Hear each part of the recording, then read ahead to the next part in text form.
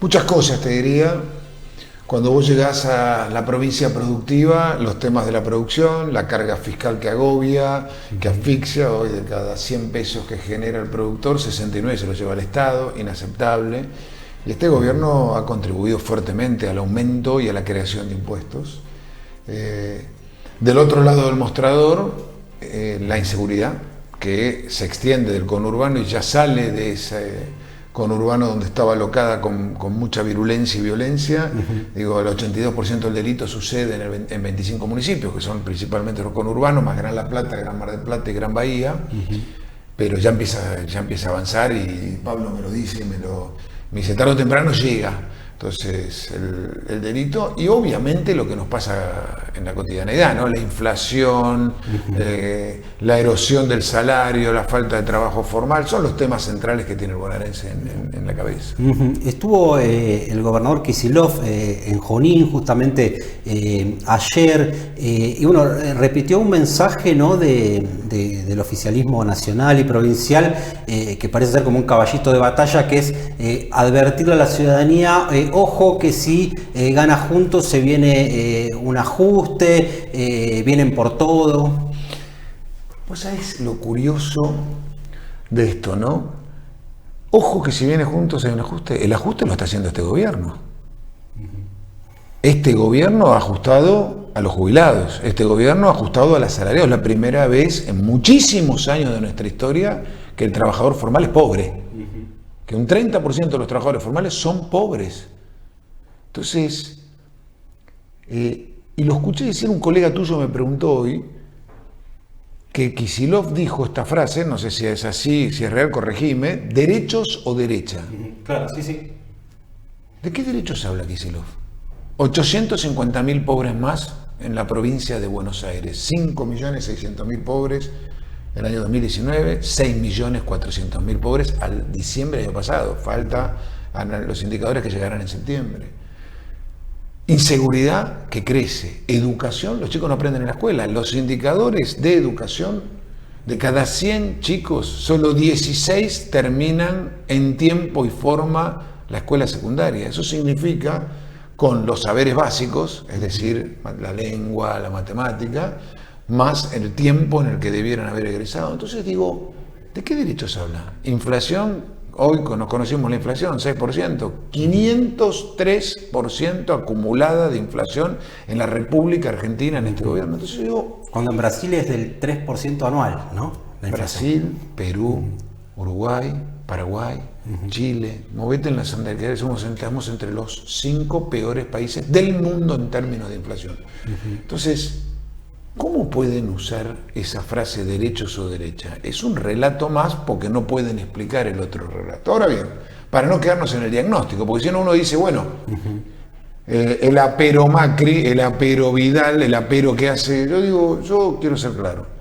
Nosotros con Pablo, que es un ejemplo de intendente en la 4ª sección electoral, intendente cabecera, que marca un camino de gestión, tenemos que abordar las temáticas de la educación. Los chicos tienen que aprender en las escuelas.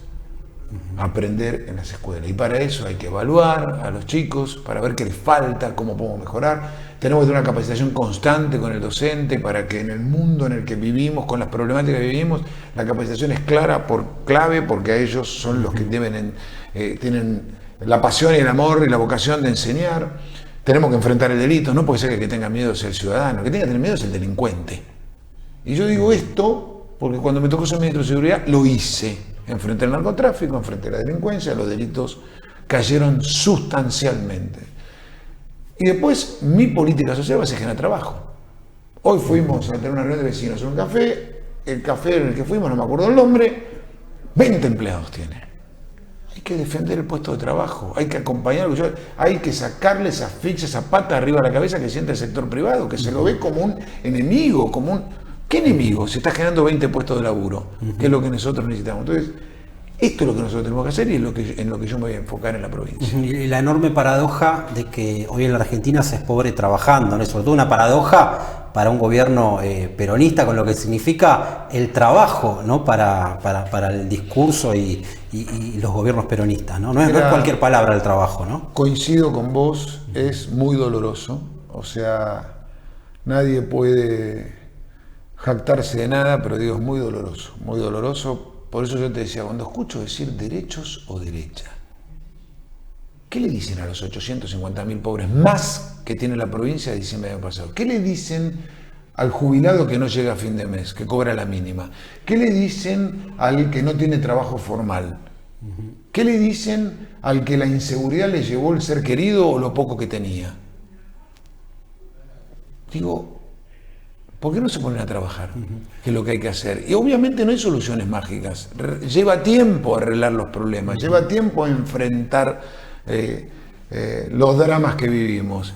Pero si hay un horizonte, si hay un norte, si hay un camino, ese es el camino. Entonces ya no tienen más excusas, acabó el relato. Ahora, como usted dijo, cuando se habla de ajuste y se intenta, digamos, transmitir miedo, temor, ¿no?, a la ciudadanía, el trabajador hoy no resiste más ajuste, ¿no? El ajuste lo está viviendo hoy, ¿no? Mira, el ajuste se lo está haciendo el ministro de Economía, que le está generando 115% de inflación acumulada este año, proyectada.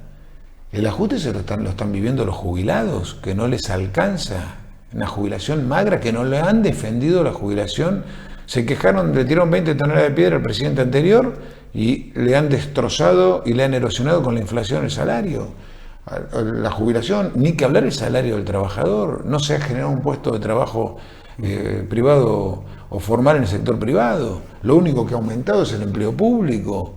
Entonces hay que cambiar gasto por inversión. Entonces, en vez de tener militantes, tiene que tener más enfermeros, más médicos. Cuando ya es una guardia, tiene que haber alguien que te atienda. Entonces, todos estos dramas que estamos viviendo es parte de un gobierno que no gestiona, que no administra. ¿Y cómo se sale de esto, no? Porque la gente nos está mirando y hay que llevar también en este momento de tanto desasosiego un poco de esperanza, ¿no? Sí. Me imagino que el diálogo, ¿no?, una cualidad que usted tiene, que ha demostrado en distintos cargos que ha ocupado, el diálogo va a ser clave, me parece, ¿no? Hoy que se pregona tanto, ¿no?, como los halcones, ¿no?, el tema de una política más dura, la Argentina cada vez que salió adelante lo hizo a través del diálogo, ¿no? Sí, déjame decirte algo. Qué paradoja, ¿no? Que algunos titulen alcoholes o paloma. Digo,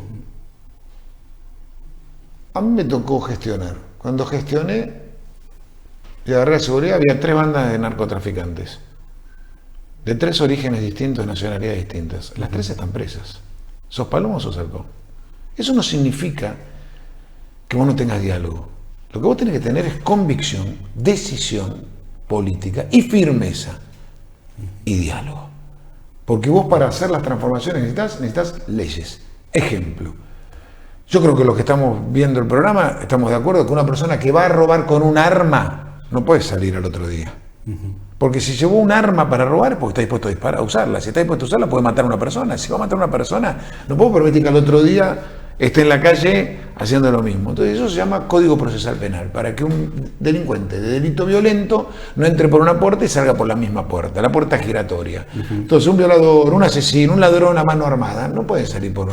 Entonces esas cosas nosotros tenemos que terminar. Eso significa diálogo. ¿Y qué va a hacer Santilli con el tema, que también es grave, del uso de celulares, ¿no? En las cárceles, en Junín tenemos 3 cárceles donde los presos tienen acceso a teléfonos móviles, ¿no? No va. Dame un país del mundo que los presos tengan celulares. Dame uno. Solamente la provincia de Buenos Aires. No puede ser. No puede ser. O sea, se supone no. ¿Cuál es la lógica? Alguien cometió un delito. El delito que cometió tiene una condena. Esa condena es para que salga con una rehabilitación, que se reintegre en la sociedad para que pueda mirar hacia adelante. Desde la cárcel, con el celular, algunos cometiendo más delitos. Entonces, no conozco esas cosas. Te voy a dar otro ejemplo, ley penal juvenil. Toda América resolvió y el mundo tiene una ley penal juvenil. El promedio de América es 12 años. Yo no estoy de acuerdo que sea 12 años la edad de imputabilidad. Yo presenté un proyecto para que sea 15 años. ¿Por qué? Porque un chico que mata a los 15 años no puede no tener consecuencias. No es que no pasó nada, mató a alguien.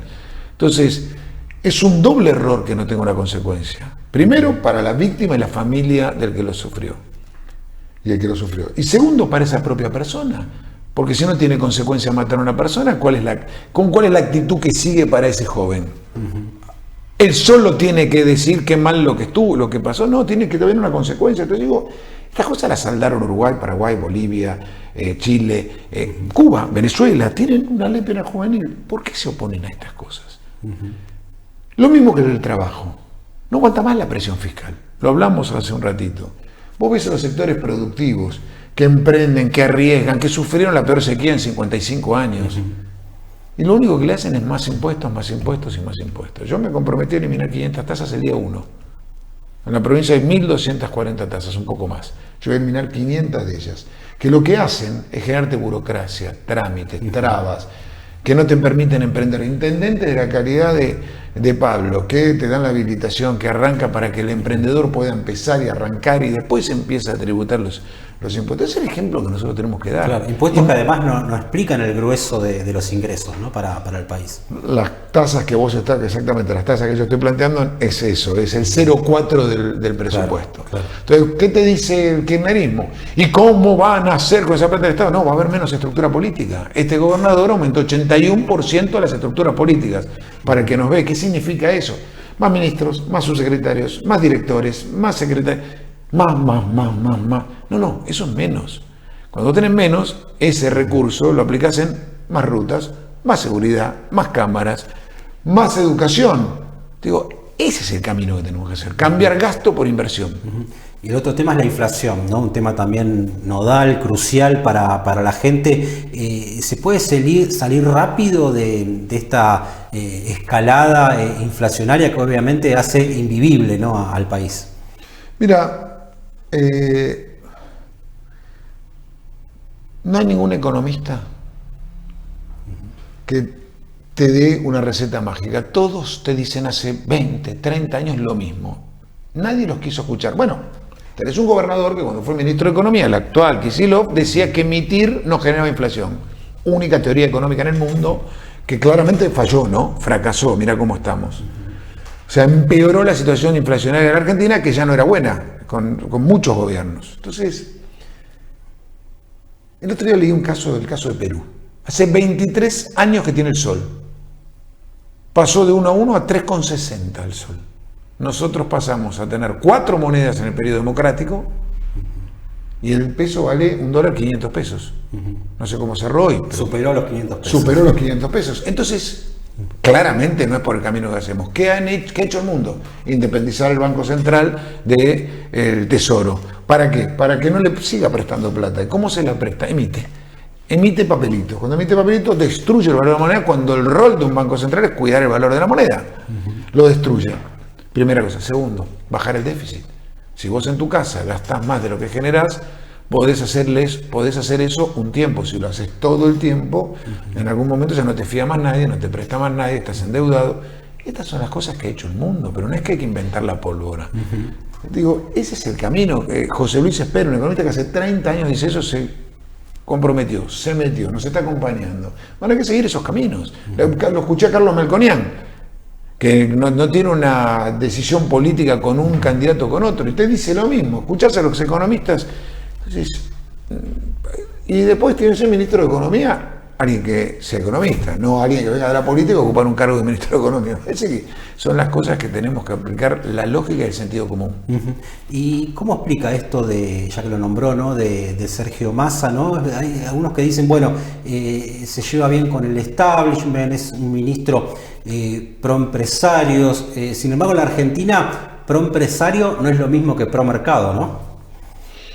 No, tenés razón, en tus expresiones es correcto, no es lo mismo una cosa que la otra, pero digo, solamente en la Argentina pasa que un gobierno que tiene 503% de inflación acumulada, un ministro que va con una inflación acumulada de 115% es candidato a presidente. Bueno, entonces yo creo que tiene que definir la sociedad, y la sociedad sabe quién le erosiona su salario, quién ha hecho pobre a los trabajadores formales, quién ha hecho mucho más aún pobre al informal, porque el informal no tiene paritaria. Claro. El cuentapropista no tiene paritaria, el monotributista no tiene esa paritaria. El monotributista vive de lo que puede generar y emprender y de lo que puede percibir a partir del servicio que le presta al otro. Entonces, todo esto nos está lastimando. Hay que empezar a hacer las cosas que el mundo hizo. Y para hacer las cosas que el mundo hace e hizo, es aplicar la racionalidad y el sentido común. Yo te digo a vos, tuviste una pandemia, encerraron a la sociedad y liberaron a los delincuentes por COVID. Yo nunca lo vi. Son cosas que vos tenés una condena, entonces estás con celular en la cárcel como si estuvieras. Es al revés las cosas. No tiene sentido común lo que estamos diciendo. Hay como una inversión de los valores, ¿no? Lo pienso por el lado de las netbooks, ¿no? Ampliar derechos, se lo pregunto, ¿es entregar netbooks o es generar las condiciones para que todos puedan acceder a una computadora sin que la dé el Estado? Mira, déjame decirte una cosa. Ampliar derechos es que vos vayas a la escuela pública y aprendas. Y entonces igualás los derechos de aquel que puede del que no tiene. Y le das igualdad de condiciones. La educación es el igualador de una sociedad. Por eso fue grande la Argentina. Sarmiento legó una educación donde el mundo venía a aprender para llevar el conocimiento. Y entonces el hijo de la educación pública era tan igual con aquel que tenía educación de gestión privada. Igualaba, iba a la escuela pública el que tenía recursos como el que no lo tenía, y de ahí salieron grandes líderes, grandes dirigentes, grandes empresarios, grandes emprendedores, grandes deportistas. Pero de eso se trata. Ahora no hace eso este gobernador. Vuelvo a decirte, solo 16 de cada 100 chicos de secundario terminan en tiempo y forma. ¿Qué pasa con los 84 restantes chicos que no terminan en tiempo y forma, que no salen con los saberes básicos? Que es la comprensión de texto, por ejemplo. Entonces, vos lees un texto, entendés lo que tenés que hacer con la máquina, con el trabajo, lo básico, lo central. Se ha perdido el sentido común. Bueno, tanto se ha perdido que yo vuelvo a una frase que dijo el actual gobernador: emitir no genera inflación. Una nueva teoría económica en Argentina cuando era ministro de Economía. Entonces vos decís, así no, pongamos el sentido común. Emitir genera inflación. Segundo sentido común. Los argentinos, los pueblos educados son los que crecen, progresan y tienen oportunidades. Los delincuentes tienen que cumplir una condena, tienen que estar presos. Cuando cumplen su condena se reinsertan en la sociedad. La sociedad que tiene que tener trabajo formal en el sector privado. No puede crecer el empleo público, porque entonces lo pagás vos con tus impuestos. Digo, cosas de sentido común, ¿no? Si ves un semáforo rojo tenés que parar. Pero ayer, cuando uno lo escuchaba al ministro Silioni, al propio Kicillof, hablaron de ampliar el Estado para ampliar derechos, ¿no? Como si la ampliación de derechos estuviese atada o vinculada estrechamente a un Estado más grande, que brinde más servicios, que contrate más empleados. ¿Cuál es su lectura de eso? No lo puede pagar más la sociedad. No lo puede pagar más la sociedad. Lo que el Estado tiene que dar en los derechos es salud. Que cuando vos vas a un hospital haya un médico, que hoy no pasa. Que cuando vos vayas a la escuela aprendas, y cuando termines tengas igualdad de oportunidad que otras personas que estudiaron en la gestión privada. Que cuando vos vayas a la calle no tengas miedo que te maten o que pierdas lo poco que tenés. Eso es igualar derechos y oportunidades. Que cuando vas a un hospital te atiendan. Que cuando vos transites una ruta no tengas miedo a morirte. Un Estado eficiente, un Estado eficiente, un Estado que te dé cloaca, agua, como hace Pablo acá, que tiene en el casco la integración. Entonces, como está avanzando con el gas, porque, para que lo sepas, señor gobernador, el que tiene una garrafa le sale más caro el gas que el que tiene gas corriente. Entonces digo, eso es ampliar derechos. ¿O qué otro tipo de derechos hay? ¿O vos querés que hacer un edificio escolar, que es importante, construir escuelas? Pero los chicos no aprenden con los ladrillos, ¿eh? Yo me acuerdo cuando decían, eran oposiciones, decían, con el asfalto no se come. Gobernador, los chicos tienen que aprender en las escuelas. Gobernador, 850.000 pobres más. Gobernador, más inflación. Gobernador, más inseguridad. Eso no es ampliar derechos, eso es quitarle derechos. Porque ¿sabes el derecho que pierde? A la libertad. Tu libertad es que vos puedas desenvolverte fruto de cómo aprendiste y tener un trabajo mejor. Poder ir de casa al trabajo sin tener miedo que te pase algo. Tener salud, porque si a vos no te atienden, no tenés salud y por ahí no tenés vida. Digo, eso es. Intendente, no quiero dejar de preguntarle qué se pone en juego, ¿no? En Junín, en esta elección y en estas primarias. Bueno, la transformación profunda que la mostramos con hechos concretos, ¿no? Creo que una gran diferencia, como lo expresaba Diego Santilli, uno puede hablar con las cosas que hizo. El respaldo son los hechos concretos. Cuando uno ve el avance, el crecimiento de la ciudad en estos 7 años, a pesar de contar con una provincia y un Estado nacional que han sido en contra, ¿no? Mencionábamos que ayer vino el gobernador, la verdad que me enteré por los medios. Un gobernador que no está preocupado por lo que le pasa a los juninenses.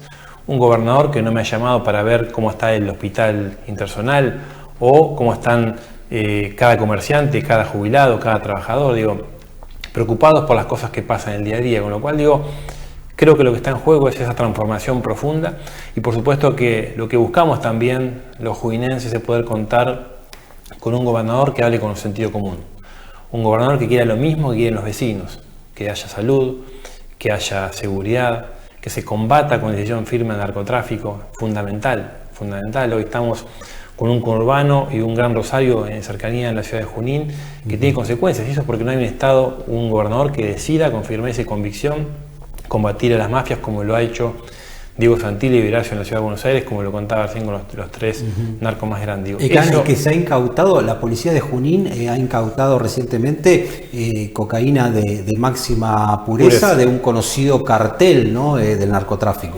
Tiene que ver con los operativos que hacemos en nuestras rutas nacionales y por supuesto los operativos que hacemos en los trenes. Digo, esto es fundamental. Cuando uno dice de transformar profundo es los hechos, y cuando uno habla de las cosas que hay que hacer es con convicción, con decisión firme, y eso no significa pegar un par de gritos o ir a extremos, significa con diálogo pero con decisión firme transformar. Y esto lo hemos demostrado en la ciudad de Junín cuando nos hemos plantado frente a nuestro gobierno en el 2015-2019 de no más cárceles en Junín, y como lo hemos hecho también ahora en 2019 y en esta fecha al gobierno actual, de no más cárceles en Junín. Eso es firme y eso es convicción y decisión. Y creo que la Argentina necesita de eso, y por supuesto lo que buscamos es también contar con un gobernador que tenga la mirada de crecimiento, desarrollo productivo, como lo tiene Diego Santilli, que tiene muy claro el potencial que tiene el interior para sacar la provincia hacia adelante, que tiene muy claro que tiene que hacer con los municipios y trabajar en conjunto con la descentralización de los ingresos, como le hemos hablado más de una oportunidad, Franco, de poder contar los municipios, los intendentes con el 100% del recurso, no solamente el fondo educativo, sino el fondo que hoy administra el Ministerio de Educación en la provincia, que lo puedan contar los municipios, porque conocemos con mucha más realidad por la cercanía si hay una escuela que precisa un calefactor, un ventilador o arreglo de una cocina, como lo hemos hecho en la ciudad de Junín, 170 intervenciones en los 88 edificios educativos con fondos municipales. Imagínate la eficiencia si contáramos con más recursos descentralizados por la provincia de Buenos Aires para poder llevar con más profundidad la transformación. Con lo cual digo, creo que está en juego eso, los hechos concretos y la transformación, para que no se detenga el equipo, el concepto de equipo, y trabajar en conjunto con la provincia y con el Estado Nacional, que estamos convencidos que Diego Santilli y Horacio son personas con conocimiento, con equipo y en condiciones de transformar el país y la provincia de Buenos Aires.